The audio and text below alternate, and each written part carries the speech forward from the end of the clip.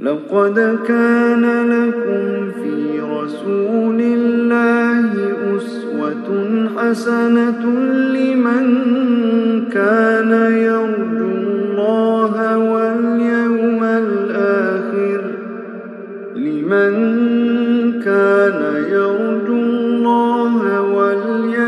الآخر وذكر الله كثيرا. بسم الله الرحمن الرحيم. الحمد لله والصلاة والسلام على رسول الله وبعد. السلام عليكم ورحمة الله وبركاته. Урматтуу муамин мусулман бир туугандар, пайгамбарыбыз Мухаммад саллаллаху алейхи вассаламдын өмүр баяны тууралуу болуп жаткан сира сабагыбызды окууну андан ары улантабыз. Биз өткөн сабакта пайгамбарыбыз саллаллаху алейхи вассаламга жана бул кишиге ыйман келтирген сахабаларга Мекке мушриктери тарабынан болуп өткөн зыян берүүлөр, азаптоолор, маскара кылуулар жана ошол Мекке мушриктеринин маскаралаган ошол капырларынын башчыларынын акыр акыбети кандай болгондугу тууралуу айтып өткөнбүз. Бүгүнкү сабагыбызда пайгамбарыбыз саллаллаху алейхи вассаламдын пайгамбарлыгынын 5-жылына келип, мусулмандарга карата Мекке мушриктери, Мекке капырлары тарабынан ошол кыйноолор, азаптоолор, зыян берүүлөр аябай күчөп кетти. Мунун натыйжасында Аллах Тааланын буйругуна ылайык пайгамбарыбыз саллаллаху алейхи вассалам Хабашстан жергесиндеги азыркы Эфиопия мамлекетиндеги падыша Нажаши тууралуу ал эч кимге зулум кылбаган адилеттүү падыша экендигин уккандан кийин, билип тастагандан кийин мусулмандарды мына ошол тарапка хижрат кылууга буйрду. Ражаб айында пайгамбарыбыз саллаллаху алейхи вассаламдын пайгамбарлыгынын 5-жылында алгачкы мусулмандар Хабашстанга хижрат кылышты. Мына ошондо хижрат кылган сахабалардын саны 12 киши, 4 аял болчу. Мына ошол хижратка башчылык кылган Усман радыйаллаху анху эле жана аялы пайгамбарыбыз саллаллаху алейхи вассаламдын кызы Рукайя болчу. Мына ошондуктан мына ошол Усман радыйаллаху анхунун үй бүлөсү Ибрахим жана Лут пайгамбарлардан кийинки эң алгачкы хижрат кылгандар деп аталып калды. Мына ошол сахабалар түн караңгылыгында Меккеден жашырын түрдө, сырдуу түрдө качып чыгышты. Мындайча айтканда жашырын түрдө чыгышып, Жидданын түштүк тарабындагы Шабия портуна жетип келип, мына ошол жерден Аллах Тааланын тагдырына ылайык эки кемени, эки соода кемесини ижарага алышып, ошол Хабашстанга жетүү максатта эки кемеге түшүп, Хабашстанга карай жол алышты.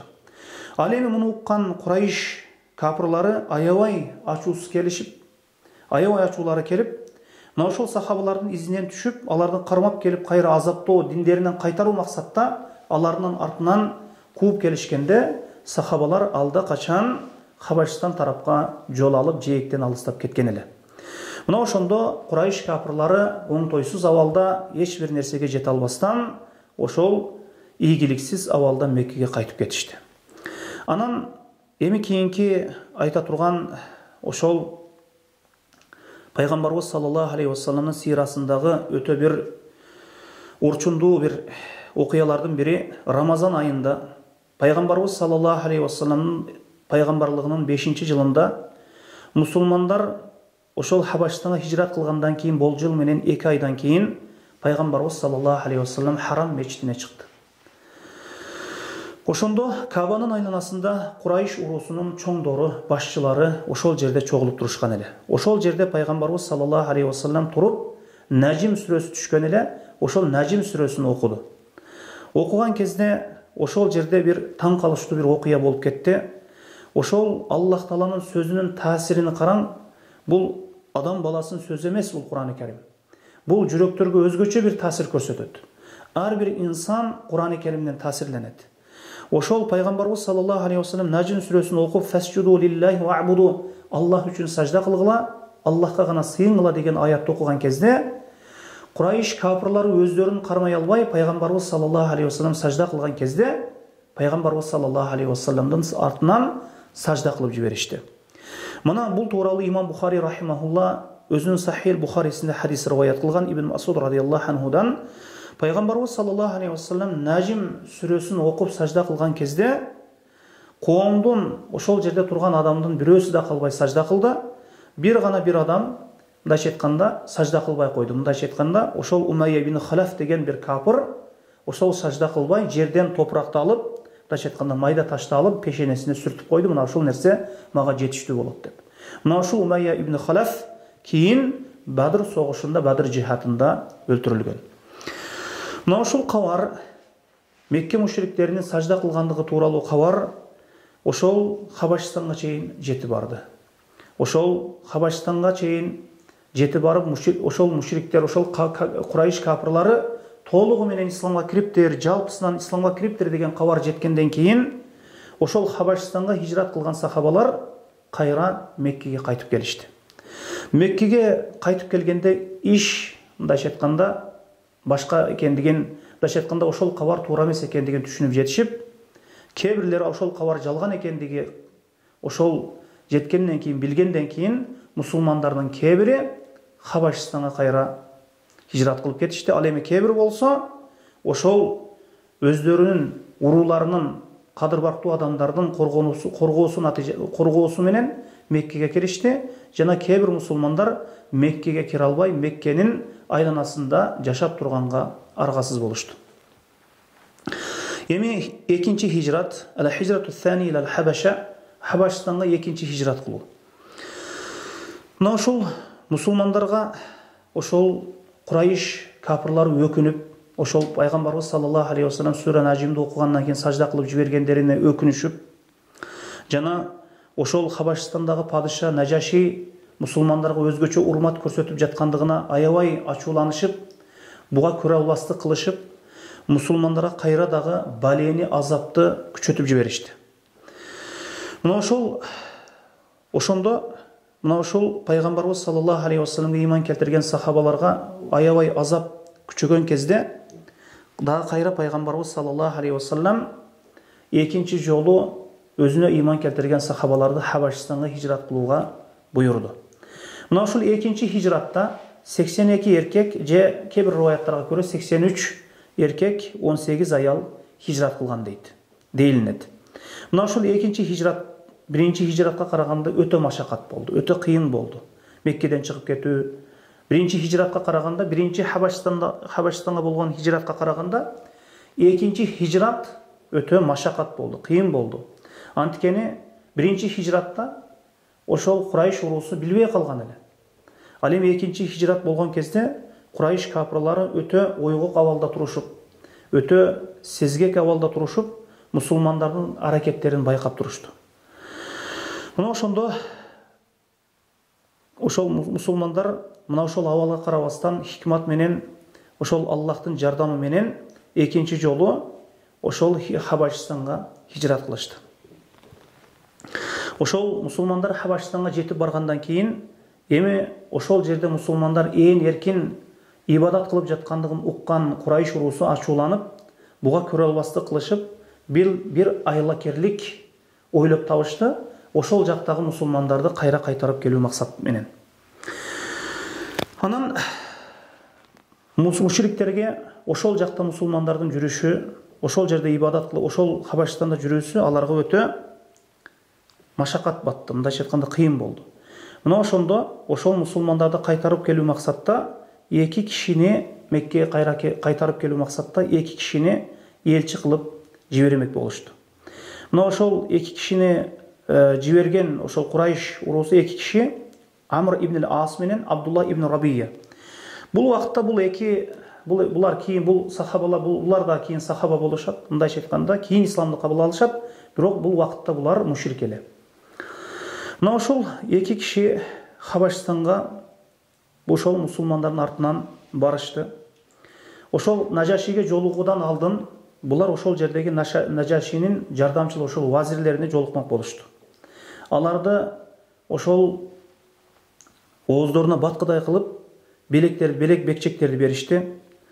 Ошол аларды разы кылышып, ошол Нажашиге кирген вакытта ошол Эфиопиянын падышасы, императорунун алдында ошол мусулмандарды кайтарып берүүдө колдоо көрсөтүп коюулары үчүн ошол Нажашинин вазирлерине, жакындарына сөз өтө турган адамдарга ошол белек бекчектерди беришти. Кийин анан Нажашиге кирип, белектерди бергенден кийин ошол Нажашиге кирип, алардын алдында анан аларга айтышты. Ошол падышага айтышты: "О падыша, чындыгында сенин шаарыңда, сенин мамлекетиңде мына ушундай акмак адамдар ата бабасынын дининен баш тарткан, сенин да диниңе кирбеген, өздөрүнүн ата бабасынын дининен жолунан баш тарткан адамдар жүрүшөт. Аны биз билебиз. Жана сен ошону биз билип, мына ошолорду кайтарып келүү үчүн келдик. Бизди сага коомубуздун аябай кадыр бартуу көрөгөч башчылары жиберишти. Мына ошолор тууралуу сага маалымдайбыз. Мына ошолорду бизге кайтарып берсең" деп айтышты. Мына ошондо мына ошол Курайш жиберген эки элчини ошол адамды, ошол батарикалары дагы, ошол Нажашинин вазирлери дагы колдоп киришти. Бирок Нажаши бул ишке тезинен киришип кетпей, ойлонуп, мына ошол эки тараптын тең ой пикирлерин ойлоп мындайча айтканда угуп көрүүнү чечти. Мына ошондо Хабашистандагы ошол мусулмандарды чакырып, Нажаши алардан сурады: "Силер коомуңардан ажырап кепсиңер. Ата бабаңардын дининен ошол баш жүз буруп, ошол эч бир адамдын динине кирбейт экенсиңер. Ошол өзүңөрдүн жолуңарды бекем кырмайт экенсиңер. Мына ушул нерсе бул жакка келүүңөргө, мына ушул ата бабаңардын дининен баш тартууңарга эмне себеп болду? Бул эмне дегендик?" деп мына ушул Нажаши тактап сураган кезде, ошол мусулмандардын арасынан Джафар ибн Аби Талиб радияллаху анху мусулмандардын атынан сүйлөй турган болду. Мына ошондо Нажашиге кайрылып: "Биз, о падыша, мына ушундай жахилият эл элек. Бут санамдарга, идолдарга сыйынат элек. Жана өлүмтүктөрдү жейт элек. Жана бузукулук кылат элек. Жана тууган урук менен мамилени үзөт элек. Жана кошунанын акысын бербейт элек. Жана ошондой эле күчтүү күчсүздү жейт эле. Күчтүү күчсүзгө үстөмдүк кылат эле. Мына ушул пайгамбарды жибергенге чейин мына ушундай абалда жашадык. Эми биз бул пайгамбарды, мына ушул арабыздан жиберилген кишини баарыбыз жакшы билебиз. Анын насабын дагы, анын чынчылдыгын дагы, анын аманаткөйлүгүн дагы жакшы билебиз. Анын кечиримдүүлүгүн, каниеттүүлүгүн да жакшы билебиз. Мына ошол киши келип пайгамбар болду, бизди Аллахтын жалгыз өзүнө гана сыйынууга буйурду, жана мына ушул бут санамдардан арылып аларды таштоого бизди чакырды. Мына ушул таштарга, буттарга ибадат кылуудан бизди кайтарды. Жана ал киши өзү аманаткөй, тууган урук менен мамилени үзбөгөн мына ушундай жакшы киши эле. Мына ошол киши, мына ошол биздин арабыздан чыккан пайгамбар бизди чынчылдыкка буйурду, чын сүйлөөгө буйурду, аманаткөйлүккө буйурду, тууган урук менен мамилени жакшы кылууга буйурду. Жана кошуналар менен жакшы болууга буйурду. Жана бизди арамдан тосту, жана кан төгүүдөн тосту, бузукулуктардан тосту, жала жабуулардан, жалган сүйлөөлөрдөн тосту. Жана ошондой эле бизди ошол нерселерден кайтууну буйурду. Жана жетимдердин малын жегенден кайтарды. Жана жала жабуулардан кайтарды. Жана бизди жалгыз Аллахтын өзүнө гана сыйынууга буйурду. Ага эч бир нерсени шерик келтирбөөгө буйурду. Жана бизди намазга буйурду, зекетке буйурду, орозого буйурду. Бизди исламга буйурду. Жана биз ошого ыйман келтирдик. Анын сөзүн ырастадык, мусулман болдук. Жана Аллах Тааладан келген нерселерди биз ырастадык. Жана Аллахтын өзүнө гана сыйындык, ага эч бир нерсени шерик келтирбедик. Аллах эмнени арам кылган болсо ошону арам дедик. Эмнени адал кылган болсо ошону адал деп кабыл алдык. Мына ошонун натыйжасында, мына ошол себептен бизге коомубуз менен ортобузда мына ушундай жанжал чыкты. Талаш тартышуулар чыкты. Жана бизди ошол Аллах Тааладан келген динде ибадат кылууда бизди жөн койбой булар азаптады. Ошол бизди кайра ошол бут санамдарга сыйындырууда бизди мажбурлашты. Мына ушул нерсеге бизди бузукулуктарга мажбурлашты. Бизге ачуулары келди. Бизге зулум кылышты. Бизди аябай дайча айтканда кысымга алышты. Мына ошол себеп, ошол сенин шаарыңа, сенин мамлекетиңе чыгып келдик. Сен тууралуу адилеттүү, сен тууралуу эч кимге зулум кылбаган, адилеттүү падыша экендигиңди угуп деп. Мына ушул нерсе биздин айта турган сөзүбүз деп Джафар ибн Аби Талиб радияллаху анху сонун түрдө бир Нажашиге жоопту сонун түрдө бир келтирип айтты. Муну уккан Нажаши ошол Джафар ибн Талибтен радияллаху анхудан Кур'ан-ы Каримден бир нерсе окуп берүүнү талап кылды. Мына ошондо Мариям сүрөсүнөн окуп берди. Каф я айн сад деп Мариям сүрөсүнүн аяттарды окуп жиберген кезде Нажашини Нажаши көзүнө жаш алып, ыйлап, сакалдары ным болуп кетти. Жана ошондой эле Нажашинин айланасында турган ошол адамдардагы ыйлап, ошол сакалдары ным болду. Мына ошондо ошол нымдык алардын колуна кармап турган китепке түшөт эле. Мына ошондо Нажаши айтты: "Мына ушул нерсе, азыр айткан нерсең, мына ушул окуган нерсең Иса алейхиссалам, Иса алып келген нерсе менен бир булактан чыгат экен, экөөнүн булагы бир экен" деп Нажаши айтты. Андан кийин ошол Курайш жиберген эки адамга карап туруп: "Силер бара бергиле, кете бергиле, мен силерге буларды салып бербеймин, кармап бербеймин" деп айтты. Алар колдорунан эч беле келбеген абалда, шерменди абалда чыгып кетишти. Ал эми экинчи күнү болсо Амр ибн ас бир хиланы, бир айлакерликти ойлоп тапты. Анан ал айтты: "Эртең мен Нажашиге айтамын, мына ушул мусулмандар ошол Иса алейхиссаламды, Иса ибн Мариямды тууралуу өтө бир чоң бир сөз айтышат. Өтө бир чоң бир сөз айтышат" деп мына ушундай сөз таратамын деди. Алар Исаны Аллахтын баласы деп эсептешпейт. Мына ушундай сөздү айтамын деп айтты. Мына ошондо Нажашиге бул сөз, бул кабар жетип баргандан кийин ошол мусулмандарды кайра чакырып, ошол дагы сурады. Иса алейхиссалам тууралуу, Иса тууралуу эмне деп айтасыңар деди эле. Джафар айтты, Джафар ибн Аби Талиб радияллаху анху, ошол пайгамбарыбыз саллаллаху алейхи вассаламга келген ошол вахийде, ошол илимде, ошол кабарда кандай айтылган болсо, ошол пайгамбарыбыз саллаллаху алейхи вассаламга келген нерседе, шариатта кандай айтылган болсо, дал ошондой айтабыз. Ал Аллахтын элчиси, Аллахтын кулу жана элчиси деп айтабыз.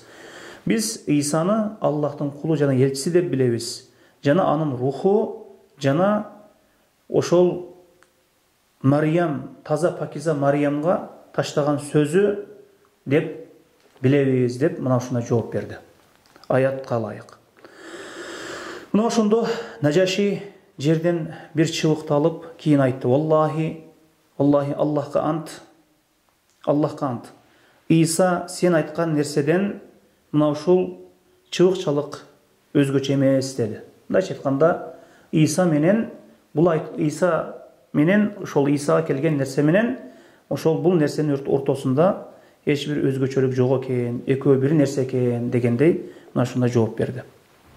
Андан кийин Нажаши айтты: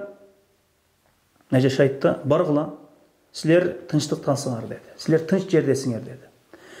Ким силерди ошол сөгө турган болсо, силерге бир зыян бере турган болсо, силерди бир кысымга ала турган болсо, ал кылмышкер деп мына ушундай мусулмандарды эркин абалда жүрө берүүсүнө уруксат берди.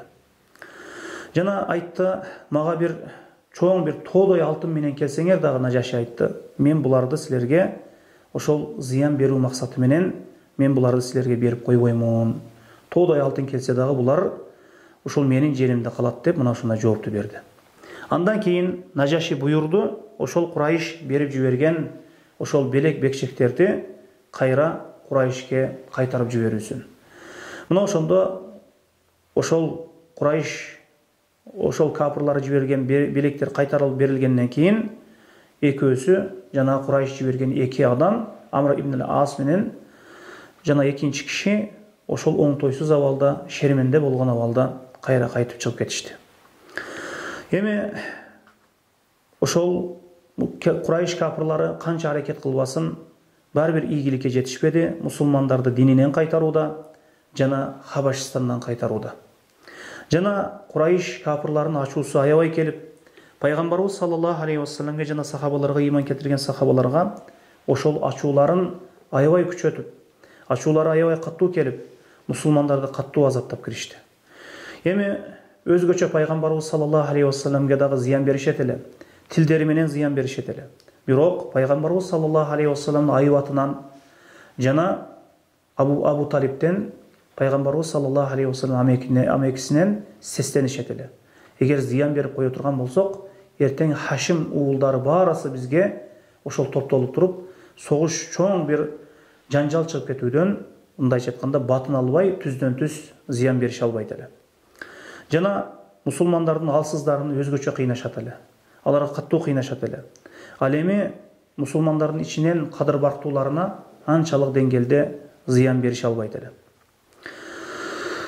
Ошол мусулмандарга ар кандай фитналарды ойлоп табышып, мусулмандар менен кайра талашып тартышып, Курайш капырлары ар кандай жала жабууларды ойлоп табышат эле. Бирок буга карабастан пайгамбарыбыз саллаллаху алейхи вассалам дааватын улантат эле. Жана Курайш капырлары ушунчалык деңгээлге жетишти, ошол фитналарды уюштуруп отуруп мусулмандарга каршы. Кала берсе, алар пикирлей башташты, Мухаммадты кантип өлтүрөбүз деген мына ушул пикирге дагы келишти. Бирок пайгамбарыбыз саллаллаху алейхи вассаламды Аллах Таала сактап койгон адамдардын жамандыгынан жана ар кандай жамандыктардан. Баары бир Курайш капырлары муну менен дагы эч бир ийгиликке жетише албады. Эми ошол эмки сабагыбызда мусулмандарды азаптоосу жана пайгамбарыбыз саллаллаху алейхи вассаламды өлтүрүүгө болгон аракет Курайш капырларына. Мына ушул жерге чейин кыскасы. Wallahu alam. Subhanakallahumma hamdika ashhadu an la ilaha illa anta astaghfiruka wa atubu ilayk.